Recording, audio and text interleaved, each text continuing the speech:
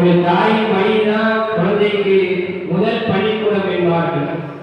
நீங்கள் ஒரு தலைமுறையே கல்வி கற்றுக் கொள்ள போகிறீர்கள். ஆகையால் நீங்கள் கற்ற கல்வியை நல்ல முறையில் எந்த ரீதியில் நீங்கள் கற்றீர்களோ அதே ரீதியில் அதை நீங்கள் வழிநடத்த வேண்டும். இப்பொழுது இந்த கால சூழ்நிலை என்னவென்றால் நம்முடைய சமுதாயத்திற்கு மிகப்பெரிய நெருக்கடி. அந்த நெருக்கடி எங்கிருந்து தோன்றுகிறார்கள் என்றால் பெண்களிடத்தில் இருந்தும் குழந்தைகளிடத்தில் இருந்தும் என்றுதான் நாம் கூற வேண்டும். அப்படிப்பட்ட ஒரு நெருக்கடியான காலத்திலே எல்லா வகையிலும் நேராகவும் எதிராகவும் மறைமுகமாகவும் கல்வி ரீதியாகவும் ஏன் நம்முடைய குரான் ஹதீஸ்களை கொண்டே நம்மை மறைமாற்றம் செய்வதற்கு அவர்கள் தயாராகி கொண்டிருக்கிறார்கள். அப்படி ஒரு கால சூழ்நிலையிலே நீங்கள் இந்த பட்டம் பெறுகிறீர்கள். இன்ஷா அல்லாஹ் அந்த பட்டத்தை நீங்கள் நல்ல முறையில் பயன்படுத்தி உங்கள் குடும்பம் செழிப்பதற்கு நீங்கள் பணியாற்ற வேண்டும். இந்த மார்க்க கல்வி மார்க்கப்படி செய்வதற்கு தொடர்ந்து நீங்கள் முயற்சி செய்ய வேண்டும். அதிலே நீங்கள் உங்களுக்கு நேரத்தை செலவழிக்க வேண்டும்.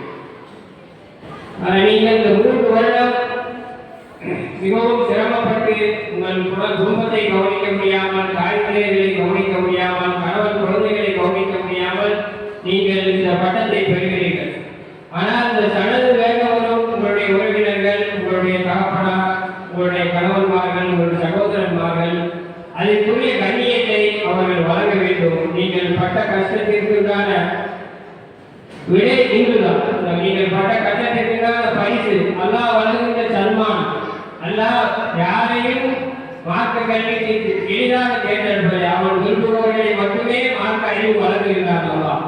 அப்படிப்பட்ட அல்லாஹ்வுக்கு அப்படிப்பட்ட மார்க்க கல்வியை நீங்கள் கற்றிருக்கிறீர்கள். அதை வாங்க வருகின்ற உங்களுடைய சகோதரர்கள், உங்களுடைய தகப்பன்மார்கள், உங்களுடைய கணவன்மார்கள் கண்ணியமான முறையில் இந்த சுன்னத்துல் ஜமாஅத்திற்கு உட்பட்டு தொப்பியை அணிந்து வந்து கண்ணியமான முறையில் பெற்றுச் செல்ல வேண்டும் என்று உங்களிடத்தில் பணிவன்புடன் கேட்டுக்கொள்கிறேன்.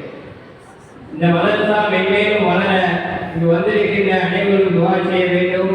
இன்ஷா அல்லாஹ் இந்த மதரசா 100 ஆண்டுகள் கியாமத் வரை இயக்க வேண்டும் என்று நீங்கள் அனைவரும் துஆ செய்ய வேண்டும் என்று ஏக இறைவனை பிரார்த்தித்துக் கொண்டு வாய்ப்பளித்த இந்த அறிவார்ந்த சபையிலே இந்த அடியெடுக்கும் வாய்ப்பளித்த எல்லாம் அல்லாஹ்வுக்கு நன்றி கூறி விடைபெறுகிறேன். அஸ்ஸலாமு அலைக்கும் வரஹ்மத்துல்லாஹி வபரகாத்துஹு.